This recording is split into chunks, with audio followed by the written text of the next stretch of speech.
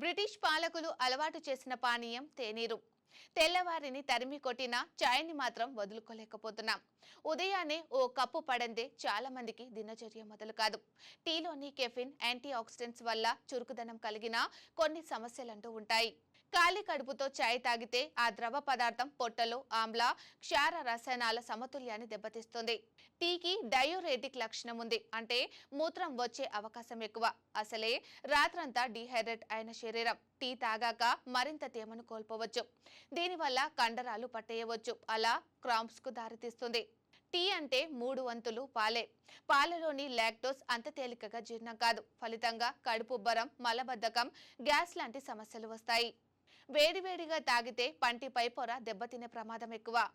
టీలోని caffeine ఖాళీ కడుపులోకి చేరడం వల్ల కళ్ళు తిరగడం, వికారం లాంటి లక్షణాలు ఇబ్బంది పడతాయి. అందుకే ఉదయం అల్పాహారం తీసుకున్నాకో, కనీసం మంచినీళ్లు తాగిన తర్వాతో చాయ్ కప్పు అందుకోవడం మంచిదని సలహా ఇస్తారు నిపుణులు.